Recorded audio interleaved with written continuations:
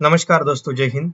तो आज के वीडियो में हम लोग देखने वाले हैं खान सर और संदीप सर दोनों का डिस्कशन एक एजुकेशन टॉपिक के ऊपर होता है और खान सर को इनवाइट किया गया है संदीप सर के शो में। तो खान सर अपने पूरे लाइफ का जर्नी का अपना जो भी कुछ एक्सपीरियंस है वो शेयर करने वाले हैं और एजुकेशन के बारे में स्टूडेंट के जो भी कुछ डाउट रहेंगे वो भी उनके क्वेश्चंस के आंसर देने वाले हैं। तो वीडियो को स्टार्ट करते हैं। आप में से कितने लोग हैं जो बहुत एक्साइटेड हैं आज के सेशन को लेकर के? तो अब मैं जैसे ही आपको नाम बताऊंगा उनका, जो हमारे आज के गेस्ट हैं, तो आपका जो एक्साइटमेंट लेवल है वो और बढ़ जाएगा। ये बताने से पहले कि गेस्ट कौन है, मैं आपको थोड़ा सा बताता हूं यूट्यूब के बारे में। यूट्यूब में क्या है कि पूरे वर्ल्ड की अगर बात करी जाए तो करोड़ों चैनल्स हैं जो अलग अलग जॉनर्स में हैं, अलग अलग कैटेगरीज में हैं। उसमें से दो बड़ी कैटेगरीज हैं, मोटिवेशन और एजुकेशन। पूरे वर्ल्ड में जो वर्ल्ड का नंबर 1 मोटिवेशन चैनल है वो मेरा है, और जो वर्ल्ड का नंबर 1 एजुकेशन चैनल है किसी इंडिपेंडेंट क्रिएटर का, वो उनका है, जो कि हमारे गेस्ट है। उनके 17 मिलियन से ज्यादा सब्सक्राइबर्स हैं। Please give an energetic and warm welcome to the one and only Khan sir.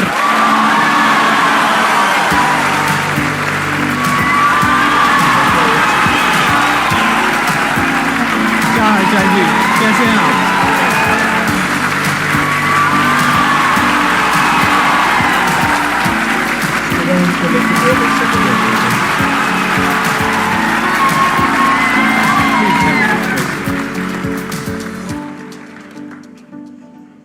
इससे पहले कि ऑडियंस आपसे कुछ पूछे या इंटरेक्ट करे, मेरे माइंड में एक क्वेश्चन है आपके लिए जी। जो बच्चे हैं वो आपके इतने दीवाने क्यों हैं, इतने पागल क्यों हैं आपके पीछे? मतलब मेरे कमेंट सेक्शन में भरा पड़ा था, खान सर कब आएंगे, खान सर कब आएंगे। मतलब ऐसा क्या जादू कर दिया आपने बच्चों के ऊपर? ये सवाल हम आपसे भी पूछते हैं, हमारे पे भी इतना कमेंट आया, इतना मेरे तो ऑफिस में लोग चले आए कि सर कब जा रहे हैं। अच्छा। क्योंकि हम लोग का तो एग्जैक्ट है, वही पढ़ाना है। हाँ। तो देखिए, हम लोग का मेन है कि बच्चों को जो जरूरत रहती है कि अगर लड़का पढ़ने आया है ना, उसके मन में कोई डाउट ना रह जाए। हम उसको कहते हैं कि हम तुम्हें पढ़ा रहे हैं, दम है तो भूल के दिखाओ, याद करके नहीं।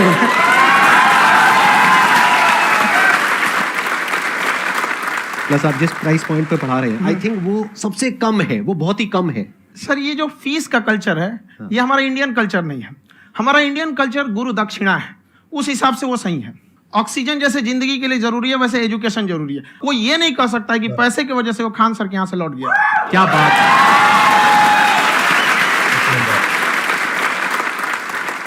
मैंने देखा कि आपका ये जो चैनल है कि ये पिछले 3 साल के अंदर अंदर ही ग्रो किया है। हमको जब चैनल शुरू हुआ तो एक दिन में हम 4-5 वीडियो बनाए।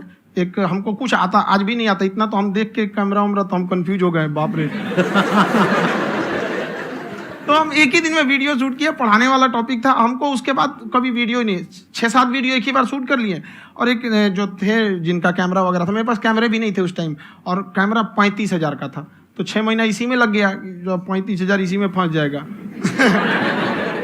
तो उनके कैमरे से शूट किए, उन्होंने कोई चार्ज लिया, उसके बाद हम छोड़ ही दिए। लॉकडाउन लगा, तब हम कहें आप कैसे पढ़ाएंगे। वो तो 1 दिन 2 दिन करते करते अचानक लंबा हो गया। तब हमको लगा, याद आया कि ओहो, मेरा एक चैनल भी है वहाँ पे। तो उस समय उस पर लगभग 30,000 सब्सक्राइबर हो चुके थे। तो जैसे लॉकडाउन लगा तो उस पर पढ़ाना चालू किया, और पता नहीं क्या लोगों को पढ़ाई में इतना इंटरेस्ट आ गया कि आपका स्टाइल ऐसा है थोड़ा सा। आप आई थिंक पढ़ाई के साथ साथ में जो बीच बीच में आप थोड़ा बहुत छोड़ते रहते हैं ना, मतलब जो एंटरटेनमेंट चलता रहता है। ये बात हम देखिए, जब हम गुलाम थे ना, तो अंग्रेजों ने एक चाल चला था कि भारत को हम फिजिकली गुलाम रखेंगे 100-200 साल, मेंटली 1000 साल कर देंगे। उन्होंने पढ़ाई का मॉडल चेंज कर दिया। उन्होंने ऐसा डिजाइन किया कि टीचर की रिस्पॉन्सिबिलिटी है वो पढ़ा के चला जाए। टीचर की रिस्पॉन्सिबिलिटी यहाँ खत्म नहीं हो जाती। पढ़ाना तो कोई भी पढ़ा सकता है, टीचर की इससे बड़ी रिस्पॉन्सिबिलिटी होती है उसे समझाना। वो समझा कि नहीं समझा। अगर लड़का आपके समझाने के बाद डाउट रह गया तो ये आपकी गलती है। लड़का हमसे पूछता है, सर इतनी भीड़ है आपके पास, तो कहे सर डाउट कैसे पूछेंगे? हम कह रहे यार, तुम्हारा डाउट बचेगा तब ना पूछेगा तुम डाउट यहाँ पे।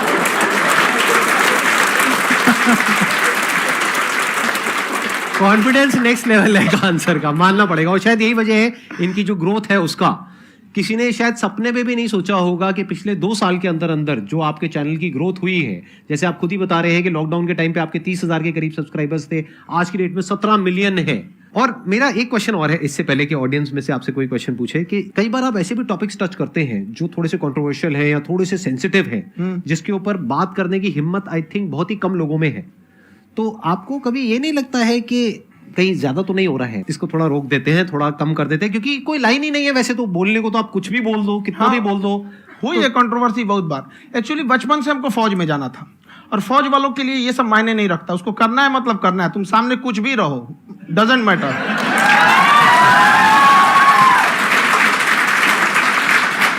और मैंने YouTube पे देखा कुछ वीडियोस में कि आपका जो इंस्टीट्यूट है वहां पर आज से कुछ साल पहले कुछ बम गिरे थे। हाँ, कुछ गिरे थे, कुछ तो बहुत सॉलिड जगह गिरा था, फटा नहीं वो। मतलब आपके आसपास। हाँ, बम को भी पता है कि टीचर की इज्जत किया जाता है। क्या बात है, क्या बात है।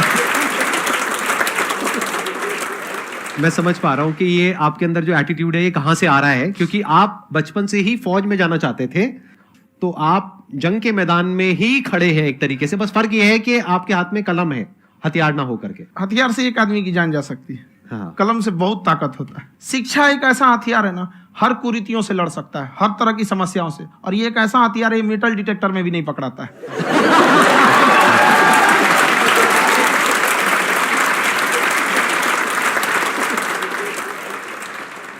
मेरा क्वेश्चन ये है कि अभी प्राइवेट ऑर्गेनाइजेशंस में पीटने का, पनिशमेंट का ये सिस्टम जो है खत्म हो गया है। हम आपके वीडियो में देखे हैं सर कि आप एक बड़ा सा रोल रखे रहते हैं, पुलिस वाला लाठी है वो, पुलिस वाला लाठी है, और स्टेज पे बुला के बच्चों को उसी से धुनाई शुरू कर देते हैं मस्त एकदम से, है ना।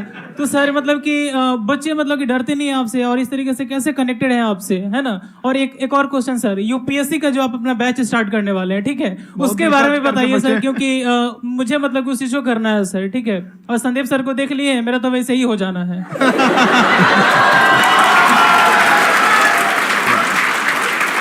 क्या हो जाना है? मेरा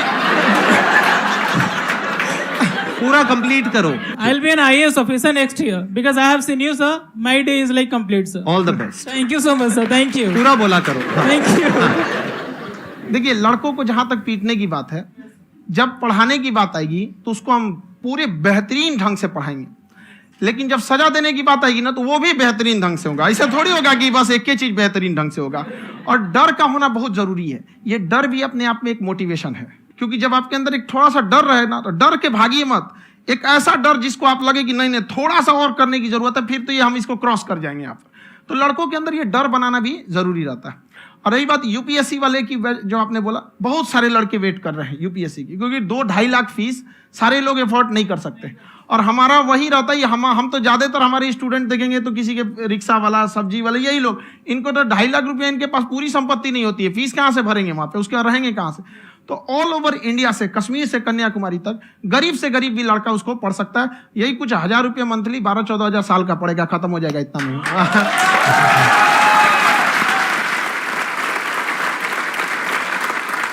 ये जो डंडे वाली बात इन्होंने कही, ये सच है? मतलब आप सच में एक डंडा रखते हो? पुलिस का ही है वो।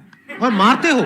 हाँ, कि मतलब अगर कोई लड़की छेड़ता है या ऐसा कोई भी उल्टा पुल्टा काम पढ़ाई करता लिखाई है, कुछ भी गलती करेंगे तो पिटाएंगे वो। यहाँ पे कैमरे पे ऑन कैमरा जैसा भी रहे, कुछ भी पिटाना तो उनको फिक्स है। एक तो कोई मतलब विधायक जी थे, उनके लड़का को पीट दिए, तो चला है दल बल लेके अपना वहां पे। उसने घर पे नहीं बताया था कि सर ने पीटा है, बस बोल दिया कोचिंग में पीटा है। बाद में पता चला हम पीटे हैं, तो उसके पिताजी मेरे सामने और पीटे।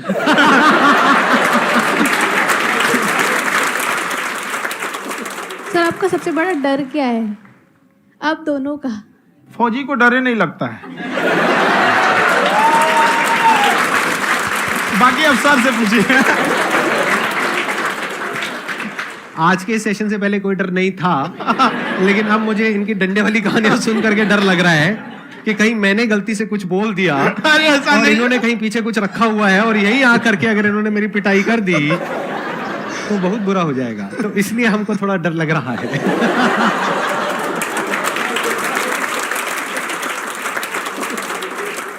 आपकी डेली कितने घंटे क्लासेस होती है? 6-7 घंटे। अभी भी खुद ही करते हो आप? हाँ, हमारे स्टाफ परेशान रहते हैं। हम 1:30-2 बजे सोते हैं, सुबह 6 बजे उठ जाते हैं, परेशान रहते हैं। यार इतना क्यों करते हो? है ना? कभी क्योंकि तो कुछ उनको भी नहीं साथ करते। साथ लगना पड़ता है ना। उनको साथ साथ लगना पड़ता है। हम जग गए तो कोई सोया थोड़ी रहेगा, परेशान रह, दिन में सोते ही नहीं है बेचारा, कहीं कहीं जाके सोते रहता है। तो हम सीट बांध दिए कि भाई तुम इस समय सो जाना, तुम इधर सो जाना। आपकी शादी हो गई या नहीं हुई अभी? मेरी खुशहाली देख के आप आइडिया लगा सकते हैं। तो दोस्तों ये है बात शादी की।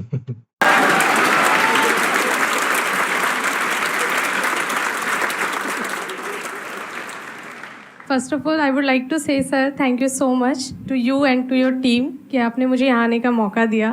एंड सर अब तक मैंने आपको सिर्फ फ़ोन या लैपटॉप में ही देखा है दोनों को, आज फर्स्ट टाइम लाइव देख रही हूँ तो बहुत अच्छा लग रहा है। तो मेरा क्वेश्चन ये है सर आपसे, जब हम लाइफ में कोई डिसीज़न लेते हैं कि हमें ये पर्टिकुलर चीज़ करनी है, और क्योंकि हम डिसीज़न लेते हैं तो हमारी आदत है कि पहले हम 4 लोगों से पूछते हैं कि तू बता तेरी क्या राय है, तू बता तेरी क्या राय है। तो उनमें से अगर कोई हमें कह देता है कि ये बेकार डिसीज़न है मत कर, तो हमारा माइंड कहीं ना कहीं डाइवर्ट होने लगता है और उसकी वजह से हम अपना डिसीज़न चेंज कर देते हैं। तो मेरा क्वेश्चन ये है कि कैसे हम अपने डिसीज़न पे स्टिक रहे, कैसे हम जो दूसरे के ओपिनियन है उनको अफेक्ट ना होने दें अपने ऊपर।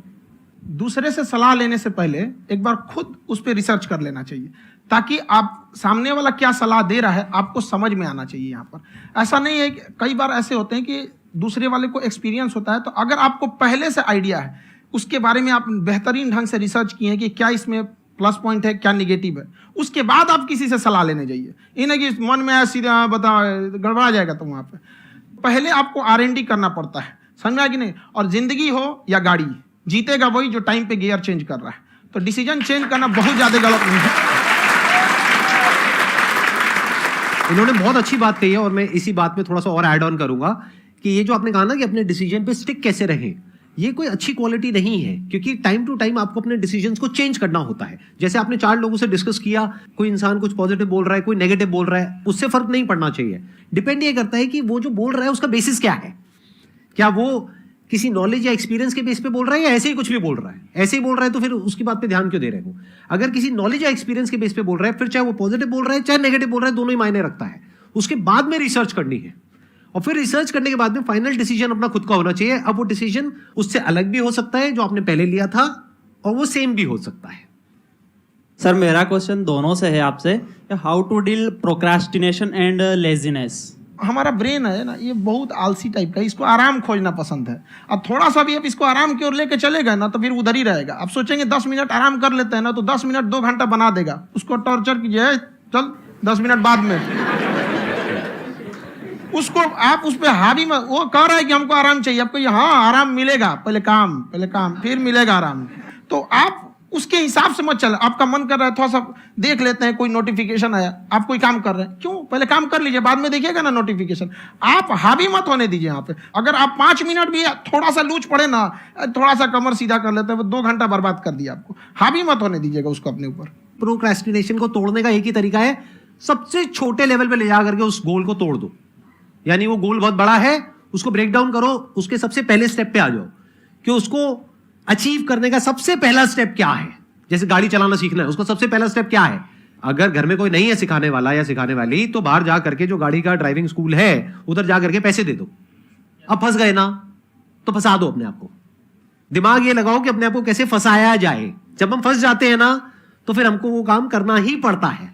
Then there is no looking back. जब तक आप सोच रहे हो तब तक सोच रहे हो, उसको बोलते हैं पैरालिसिस ऑफ एनालिसिस, कि आप सोचते चले जा रहे हो अपने माइंड में, मैं ये करूंगा वो करूंगा वो करूंगा वो करूंगा, और प्रोक्रेस्टिनेट हो रहा है, वो चीज टलती चली जा रही है।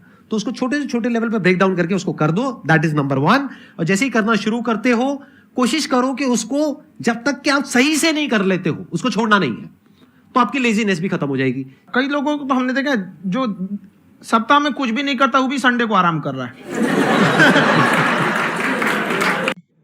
तो दोस्तों ये था इनका व्यू खान सर का और संदीप सर का, जो बहुत ही अच्छा था।